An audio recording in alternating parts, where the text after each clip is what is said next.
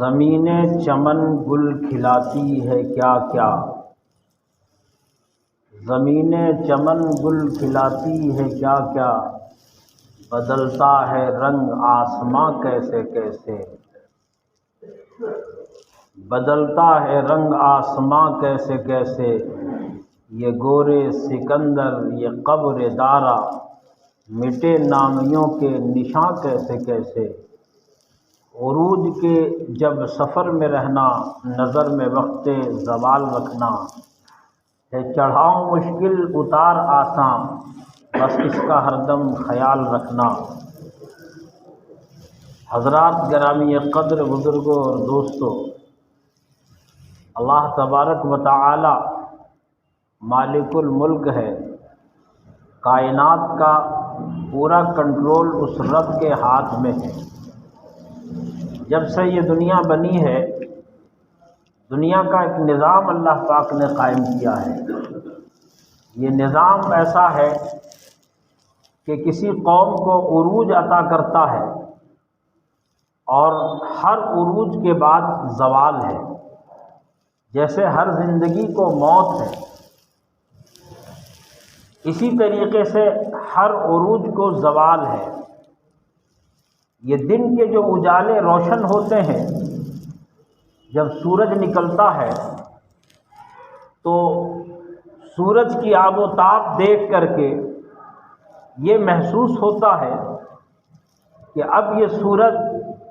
اپنے شباب پر آ گیا ہے، لیکن شام ہوتے ہوتے اندازہ یہ ہو جاتا ہے کہ یہ سورج ڈھل گیا، یعنی عروج کے بعد یہ زوال پذیر ہو گیا۔ پھر رات کی چادر نمودار ہوتی ہے اور شب کی سیاہی پوری کائنات کو اپنے اندر سمو لیتی ہے، ڈھک لیتی ہے۔ اسی طریقے سے دنیا کے اندر اللہ تبارک و تعالیٰ نے ایسے لوگوں کو عروج عطا فرمایا کہ جو لوگ دنیا کے اسٹیج پر آئے اور انہوں نے یہ سمجھا کہ ہمارا یہ عروج اور ہماری یہ سربلندی، ہمارا یہ اقتدار، ہماری یہ طاقت، ہماری یہ قوت، ہمارا یہ لاؤ لشکر، یہ ہمیشہ کے لیے ہے، اور اب یہ اقتدار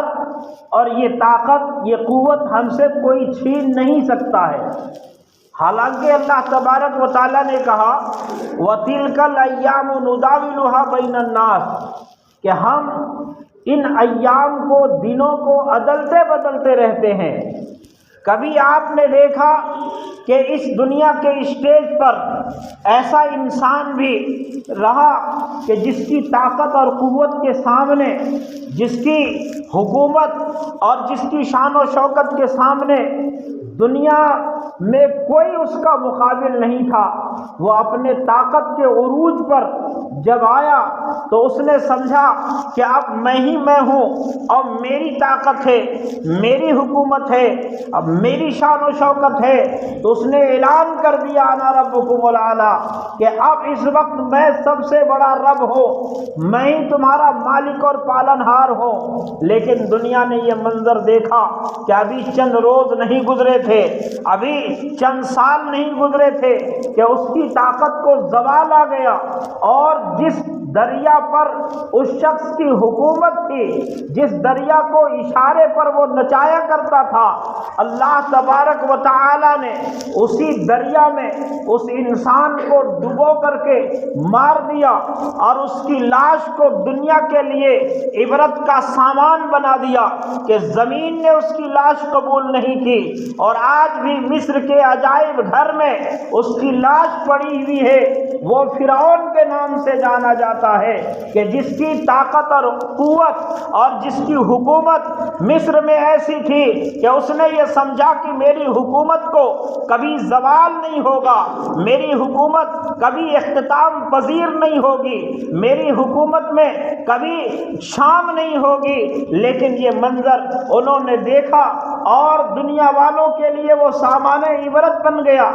نمرود بھی اسی دھرتی پر ایسا حکومت کرتا تھا کہ تاریخ نے لکھا کہ دنیا میں، پوری دنیا میں حکومت کرنے والوں میں جو مشرق سے لے کر مغرب تک، شمال سے لے کر جنوب تک، پوری دنیا میں جس کی حکومت تھی، جس کی بادشاہت تھی، بابل اور نینوا سے شروع ہونے والی وہ بادشاہت دنیا کے آخری کنارے تک تھی، اور اس کی حکومت کا سکہ پوری کائنات میں چلتا تھا۔ اس نے سمجھا کہ میرے سامنے اور کون آ سکتا ہے، یہاں تک کہ اس بدبخت نے، اس ملعون نے اپنی طاقت کو اتنا اعلیٰ سمجھا کہ وقت کے پیغمبر حضرت ابراہیم علیہ السلام سے مقابلہ آزمائی اور پنجہ آزمائی کرنے لگا، اور یہ کہنے لگا کہ اے ابراہیم، میں تو تمہارے خدا سے مقابلہ کروں گا، اور آسمان کی طرف اس نے تیر پھینک کر کے یہ سمجھا کہ نعوذ باللہ ثم نعوذ باللہ، ابراہیم جس خدا کی طرف بلاتے ہیں اور جس خدا کو اپنا مالک سمجھتے ہیں، جس رب کو اپنا مالک سمجھتے ہیں، میں نے اس سے مقابلہ کر لیا اور جنگ جیت لیا۔ اللہ تبارک و تعالیٰ نے ایسی طاقت والے بادشاہ کو، ایسی حکومت والے انسان کو، ایسا اقتدار والے آدمی کو، اللہ تبارک و تعالیٰ اس کو ختم کرنے کے لیے، اس کو مارنے کے لیے، اس کو مٹانے کے لیے بہت لاؤ لشکر جمع نہیں فرمایا۔ اللہ نے اپنے فوج کو مقابلے کے لیے نہیں بھیجا، اللہ تبارک و تعالیٰ نے اپنے اس حقیر ایک مخلوق کو، چھوٹی سی مخلوق کو، ایک معمولی سے مچھر کو اس پر مسلط کر دیا، اور وہ دنیا کے لیے عبرت کا سامان بن گیا اور دنیا سے ختم ہو گیا۔ جناب رسول اللہ صلی اللہ علیہ وسلم جس دور میں آپ پیدا ہوئے،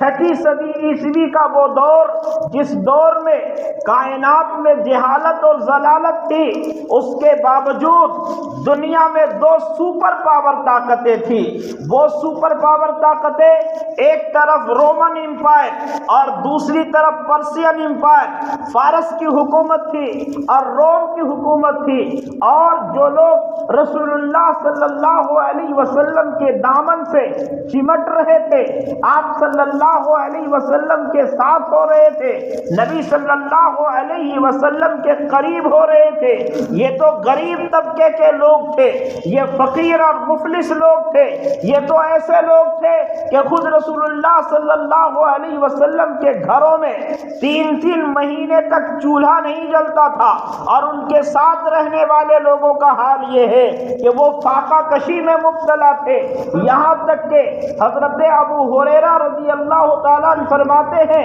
کہ بھوک کی حالت میں میں مسجد نبوی کے دروازے پر گر جایا کرتا تھا، بھوک کی بے چینی کی وجہ سے، بے تابی کی وجہ سے، یہاں تک کہ لوگ یہ سمجھتے تھے کہ شاید ان کو مرگی آ رہی ہو، یا شاید یہ مجنون ہو گئے ہو، ذرا دماغی توازن ان کا بگڑ گیا ہے۔ تو ایسے وقت میں، اس زمانے میں مجنون کا اور مرگی زدے کا علاج یہ کیا کرتے تھے کہ پاؤں سے ان کے گردن کو دبایا جاتا تھا۔ حالانکہ حضرت ابو ہریرہ کہتے ہیں کہ یقینی طور پر نہ مجھے مرگی تھی، نہ مجنون کی بیماری تھی، نہ پاگل پن تھا، نہ میرے دماغ میں کوئی فطور تھا، یہ بھوک کی بے چینی اور بھوک کی بے تابی کی وجہ سے میرا یہ حال ہوا کرتا تھا کہ مسجد کے دروازے پر میں گر جاتا تھا۔ یہ ایسے لوگ تھے، یہ فاقہ کس تھے اور فاقہ کرنے والے تھے۔ ایک دور آیا کہ جب جناب رسول اللہ صلی اللہ علیہ وسلم نے مدینے میں اسلام کی حکومت قائم کر دی اور مسلمانوں کو ایک ریاست مل گیا، تو ظاہر سی بات ہے کہ دنیا کے کفر کی طاقت کے اندر ایک بڑا ہیجان برپا ہوا، وہ بے چینی میں مبتلا ہو گئے، اور یہ تمام کے تمام لوگ ایک دستہ بنا کر کے، متحدہ محاذ بنا کر کے، ایک فوج بنا کر کے مدینے پر حملہ آور ہوئے۔ تاریخ میں وہ غزوہ، وہ خندق کے نام سے جانا جاتا ہے، قرآن نے جسے غزوہ احزاب کہا ہے۔ غزوہ احزاب کے موقع پر جناب رسول اللہ صلی اللہ علیہ وسلم کی دور اندیشی اور آپ صلی اللہ علیہ وسلم کے ایسا محسوس ہوتا ہے کہ جیسے آپ پرانے جنگجو ہو، آپ نے اس دشمن کی فوج کو روکنے کے لیے مدینہ کے چاروں طرف خندق کھودنے کا فیصلہ فرمایا۔ یہ ایسا فیصلہ تھا کہ لوگوں کی عقلیں حیران ہو گئی کہ رسول اللہ صلی اللہ علیہ وسلم نے کہا کہ جب تمام فوجیں کفر کی طاقت ایک ہو گئی ہے تو ان سے مقابلہ کے لیے ایسی صورت اختیار کرنی چاہیے کہ جس سے وہ ہمارے قریب نہ آ سکے۔ چنانچہ خندق کھودا جا رہا ہے اور ہر ایک صحابی کے حصے میں کچھ حصہ ناپ کر کے دے دیا گیا، آپ اتنا کھودے اور اس جگہ سے یہاں تک آپ کھود لے۔ چنانچہ کھدائی کی کارروائی شروع ہوئی اور خندق کھودنے کا کام شروع ہو رہا ہے، اور حال یہ ہے کہ ان کے پاس یہ صحابہ کرام ہیں، یہ رسول اللہ کے دیوانے ہیں، یہ محمد رسول اللہ کے مستانے ہیں، یہ اللہ کے دین پر اپنے جان کو لگانے کے لیے آئے ہیں، اور ان کے پاس کھانے کے لیے کچھ بھی نہیں ہے، ان کے پیٹ پر پتھر بندھے ہوئے ہیں اور کام ہو رہا ہے کھدائی کا۔ یاد رکھیے کہ ایک وہ زمین ہے، وہاں کی زمین دیکھیے ریتیلی اور پتھریلی زمین ہے، اور اس زمین کی کھدائی کا کام ہو رہا ہے، اور قربان جائیے آقائے نامدار، مدینے کے تاجدار، دونوں عالم کے سردار حضرت محمد الرسول اللہ صلی اللہ علیہ وسلم کی اداؤں پر آپ نے سنا کہ شاعر کہتا ہے کہ قتل تو سپاہی ہوں گے، سرخرو ذل الہی ہوں گے۔ بادشاہ فوج کو بھیجتا ہے مقابلے کے لیے اور کام کے لیے، فوج شہید ہوتی ہے اور سپاہی قتل کیے جاتے ہیں، لیکن نام بادشاہ کا ہوتا ہے۔ مگر آقائے نامدار جناب محمد الرسول اللہ صلی اللہ علیہ وسلم کو دیکھیے، جانثار صحابہ ہیں کہ آپ کے ایک اشارے پر اپنی جانوں کا نذرانہ پیش کرنے کے لیے بےتاب اور بے قرار ہوتے ہیں۔ اللہ کے نبی آپ اشارہ کیجئے تو ہم دریاؤں میں چھلانگ لگا دیں، آپ اگر کہیں تو ہم پہاڑوں سے کود جائیں، ایسے لوگ ہیں۔ ایک صحابی کو ایک موقع پر دشمنوں نے پکڑ لیا ہے اور پکڑ کر کے تختے دار پر لٹکانے جا رہے ہیں، پھانسی کے تختے پر چڑھانے جا رہے ہیں، اور ایسے وقت میں ایک دشمن رسول، ایک دشمن اسلام نے صرف آزمانے کے لیے، امتحان کے لیے کہ دیکھتے ہیں کہ ان کے دلوں میں محمد صلی اللہ علیہ وسلم کی عظمت کیا ہے، محمد صلی اللہ علیہ وسلم کے لیے ان کے دلوں میں کیا خیالات ہیں، تو انہوں نے کہا کہ یہ بتاؤ کہ زید اگر تم کو چھوڑ دیا جائے اور تمہاری جگہ پر تمہارے پیغمبر کو نعوذ باللہ ثم نعوذ باللہ اس تختے دار پر لٹکا دیا جائے تو کیا تم اس کو منظور کر لوگے؟ یہ وہ صحابی تھے کہ حضور علیہ الصلوۃ والسلام کے لیے، اپنے آقا کے لیے اپنی جان کا نذرانہ پیش کر کے قسم کھاتے تھے اور کہتے تھے کہ حق تو یہ ہے کہ حق ادا نہ ہوا، ہمیں جو حق ادا کرنا تھا وہ حق ہم سے ادا نہ ہوا، جان دے دیا، مال لگا دیا، اپنے بچوں کو یتیم کر دیا، اپنی بیوی کو بیوہ کر دیا، اور اس کے بعد بھی کہہ رہے ہیں کہ یا رسول اللہ آپ کا جو حق تھا وہ حق ہم نے ادا نہیں کیا ہے۔ وہ صحابی کہتے ہیں کہ تم یہ کہتے ہو کہ میری جگہ پر میرے آقا صلی اللہ علیہ وسلم کو یہاں تختے دار پر لے آؤ گے، ارے تم یہ بہت بڑی بات کہہ رہے ہو، ہم تو یہ بھی نہیں چاہتے، بلکہ ہم اس کو بھی پسند نہیں کرتے کہ حضور جہاں موجود ہو وہیں پر نبی صلی اللہ علیہ وسلم کے پائے مبارک میں ایک کانٹا بھی چبھ جائے ہم اس کو بھی برداشت نہیں کر سکتے ہیں۔ ایسے لوگ ہیں حضور علیہ الصلوۃ والسلام، لیکن اپنی باری بھی آپ نے رکھی ہے اور آپ بھی صحابہ کے ساتھ خندق کھود رہے ہیں، آپ بھی پھاوڑا چلا رہے ہیں، آپ بھی کدال چلا رہے ہیں، آپ بھی ہاتھوں سے مٹی نکال رہے ہیں، اپنے اس رحمت والے دامن میں مٹی ڈال کر آپ باہر نکال رہے ہیں۔ اسی اثنا میں ایک ایسے صحابی کے پاس ایک پتھر آیا ہے جس پتھر پر زور لگایا جا رہا ہے، بہت پھاوڑے مارے گئے، بڑے ہتھوڑوں کا وار کیا گیا، لیکن وہ پتھر نہ ٹوٹا۔ تو حضرت سلمان فارسی رضی اللہ تعالیٰ عنہ کو بلایا گیا کہ سلمان فارسی جاؤ رسول اللہ صلی اللہ علیہ وسلم کو بلا کر کے لاؤ اور ان کو بتاؤ کہ یہ پتھر ہے جو ٹوٹ نہیں رہا ہے، ہم نے بڑی کوششیں کی ہے، ہم نے بڑا زور لگایا لیکن پتھر نہیں ٹوٹتا ہے۔ حضور علیہ السلام تشریف لائے اور آپ صلی اللہ علیہ وسلم نے اپنے رحمت والے ہاتھوں میں ہتھوڑا اٹھایا اور آپ نے ایک وار کیا تو اس وار سے وہ پتھر تو ٹوٹا ہی، وہاں سے جو چنگاری اڑی ہے، محققین نے لکھا ہے کہ اس وقت روم و فارس کے محلات نظر آنے لگے۔ اللہ کے نبی صلی اللہ علیہ وسلم اس وقت آپ نے پیشین گوئی کی اور آپ نے بتایا کہ میرے صحابہ مبارک